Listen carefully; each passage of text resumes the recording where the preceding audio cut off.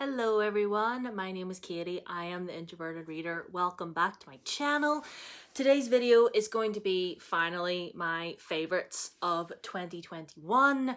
To be honest, whenever I look back at this list, I remember I was looking at books and I was just like, right, okay, so got all these written down, and to be honest, I'd forgotten that I had them written down.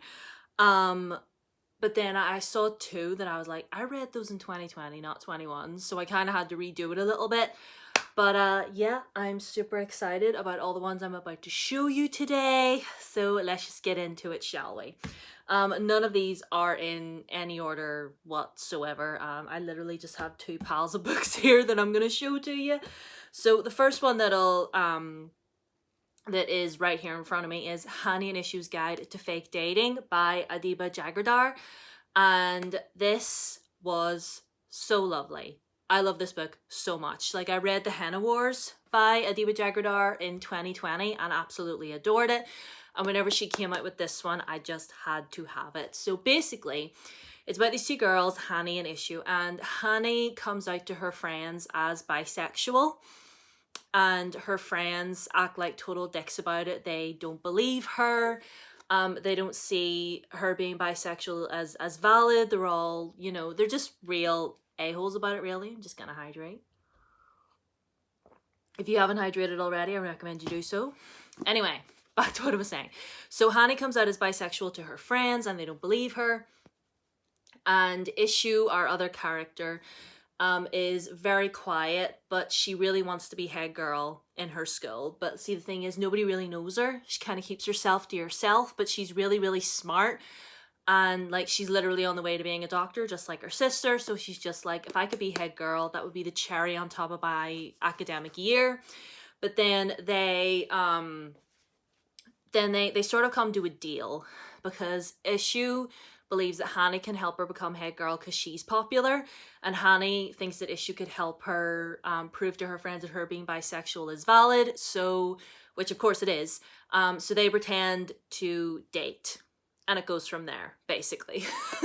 And it's just, it's such a beautiful story. Like, I love this author's writing. I adored The Henna Wars. I adored this. Like, do I low-key want to get this in hardcover as well, just so it matches that? Kind of, a little bit. But if you haven't read this, highly, highly recommend you do. And I highly recommend Henna Wars as well. Just amazing. Continuing on with the LGBTQ books, Loveless by Alice Oseman. This is old, obviously. Well, is it? When did this come out? Watch me be proven wrong and look absolutely stupid. No, it came out in 2020. I'm a dumbass. But so anyway, so this is a story about a girl called Georgia. She's never been in love. She's never even had a crush on anybody before. And she goes off to university, and it basically is a story about this young girl coming to terms with the reality that she is asexual, aromantic, and, you know, just sort of her trying to navigate her way through university and thinking, is there something wrong with me? You know, like, have I just not found the right person? And it's just a lot of, it's a lot for her to take in. And I remember feeling that same way before I, you know, came to realization with my asexuality. I was just like, maybe I just haven't found the one yet. Maybe there is something wrong with me. I was like, I was reading Georgia's words and seeing myself. And that's just why that's just why I love this book. And it's all about her being like, am I just not lovable? It's just like, no, that's not true. Of course you are lovable. Like, you're lovable no matter who you are. And yeah, it's just, it's so witty and full of like sharp British humor. Like, it's just, if you haven't read this, please read it. And I do really want to read more of Alice Oseman's works. Obviously, she's the author of the Heartstopper comics or graphic novels, and I hadn't read any of her like full-length novels before, so this was a first for me. So I'm so excited to like read more of her work. I have Radio Silence, so I hope to read that soon, and also Solitaire, and I Was Born for this as well. But read this if you haven't already. It's so, so, so good. So well written. The next lot of books I want to talk to you about is all of the Avatar comics that I read last year. This is the paperback bind up of The Search, and these are basically the canonical comics after the ending of the Avatar TV show. They carried on with comics after a while. In fact, in my opinion, there's not enough, we need more. And I lifted out this one, The Search, because it's my favorite, because my child Prince Zuko is on the front where he belongs, okay? But yeah, anyway, these comics are phenomenal. Like, the Avatar world is so just expansive. Like, you could go so many directions with it. I love it so much. And yeah, if you haven't watched Avatar, go watch it, because then you can read these comics and then you can join me in the this one is definitely my favorite. This bind up here, The Search, and also Smoke and Shadow is my favorite as well. Mostly because Zuko's the primary character in those ones. Am I biased? Absolutely. And I don't care. Okay, so another LGBTQ book that I read last year that I adore with my whole heart, and it's by an author that I love, and it's You're the One That I Want by Simon James Green. This is the edition from the Gaze the Word bookshop. It's their little postcard there. They were giving away signed editions, and even though the lovely Kaz over at Cats at Camera had sent me a copy already with a lovely note inside, which thank you so much once again, I had to get this one as well because I'm garbage for Simon's books, honestly. Read all of Simon's books, but this one I read last year, and it's basically about this boy who this boy who never really had a real boyfriend before. He's really socially awkward. He only really has 2 friends. And he, in the end, ends up auditioning for the school play. And then he meets this other boy and things kind of go from there. That's very, very vague, but like that's really all I knew about this before I read it. So I highly recommend that you read it. And obviously it's You're the One That I Want. The school play they do is Grease. And it's just... Simon's books are just so funny. Like, they're so funny and heartwarming, and I just love them so much. Read this. And everything else that Simon is going to write in the future. I would honestly rate that man's shopping list at this point. Anyway, the next one I want to talk to you about is A Kind of Spark by Elle McNichol. I have a review on this on my channel as well as this. So I'll leave my reviews for this one and You're the One That I Want down below in the description. But like, this is a story. It's a middle grade book about this young autistic girl called Addie. And she finds out that in her little village in Scotland, there was a series of witch trials. But only to find that the women that were put on these trials were in fact not witches at all. They were just pure innocent women that were brutally murdered. So she decides to put it to her village council that these women deserve a memorial. And it just goes from there. And did I mention she was autistic? I think I did. But like, this book is so heartwarming and it's so touching, and I still have yet to read Elle's other book, Show Us Who You Are, but I'm scared to read it because chapter 13. I don't know what happens in chapter 13 of that book, but frankly, I'm scared to find out. But anyway, I love this. It was wonderful. It's really short. It's less than 200 pages. I had it read in like a day and a half. So pick up this book if you haven't. Like, it's so, so, so sweet. Like, read this book. And I have a review for it, and You're the One That I Want. Links will be in the description. Moving right along, The Gilded Ones by Namina Forna. I read this for Femathon back in March last year. This is a story about our girl who when is it? It's like every year, well, every so often when a girl comes of age in their village, they go through this sort of blood ceremony. If the blood runs red, you're fine. But if your blood runs gold, that means you are a demon and you will be basically banished from the village. And hers runs gold and she ends up getting banished from the village because they all think that she's a demon. And it goes from there. This is such an amazing story. Did I do a review on this? I can't remember. If I did, I'll leave it down below. But this is a beautiful, beautiful story about just sisterhood. And, you know, like realizing that like not all demons look like monsters. Let's just put it that way. And I love this so much. I love the bond that our girls all have in this. And it's just, I'm so excited for the sequel. I've pre-ordered the sequel and I think it's going to be coming out this year. I think maybe in March. but I'm so ready for it. If you haven't read this book already, read it. It's so wonderful. Next book, House in the Cerulean Sea by T.J. Klune. This is a story about a man in his 40s who basically has been working the same job nearly his whole life. And his job is basically to go to children's homes with magical children and basically just make sure everything's good, everything's fine. And he ends up getting assigned to this one particular house that is run by this lovely man called Arthur and all these adorable, wonderful children. And he comes to find that there's just way more to life than... First, he comes to terms that there's way more to life than just punching in and out every day and being the same boring routine all the time. And also that, like, just because you're different doesn't mean you are not worthy of being loved and worthy of being respected and worthy of being allowed to just live your life like everybody else.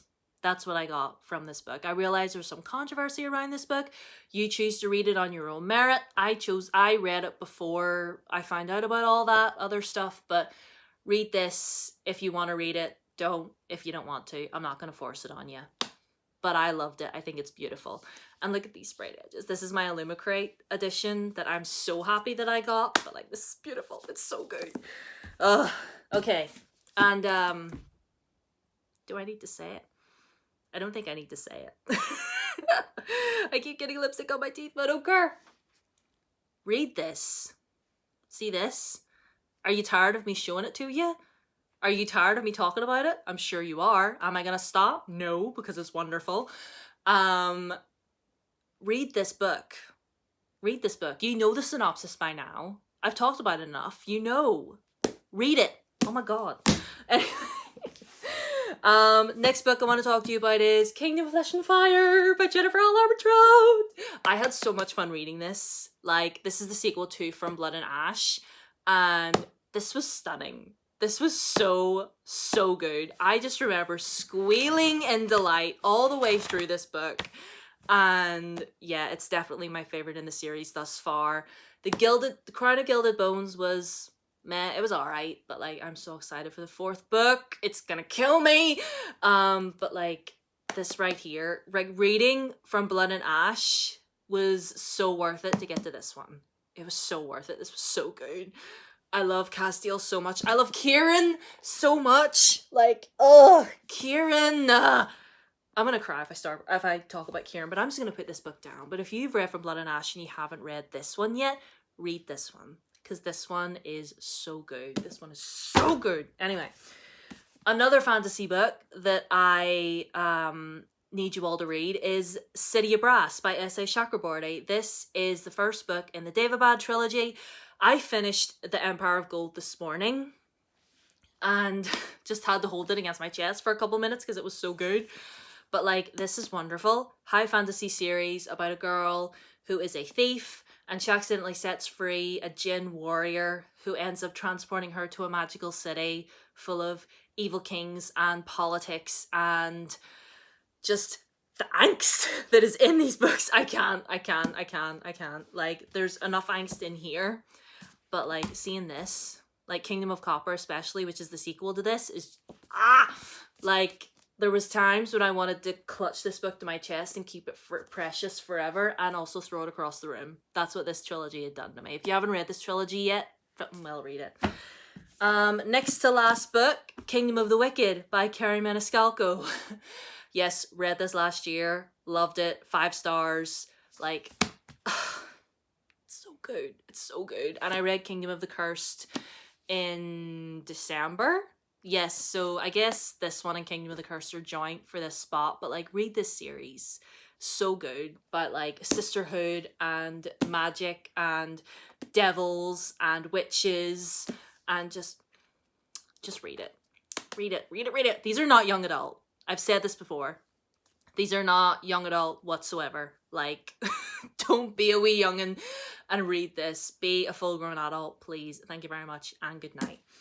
And the very, very last book that I'm going to talk about, that absolutely, that I don't really know what, I can't really say anything about it because it would ruin everything, but Chain of Iron by Cassandra Clare. This is fantastic. This ripped my soul into 100,000 pieces, but I'm not mad about it. If you read this and you know why, then you know why, but keep it to yourself. But all I'm gonna say is train station. Train station!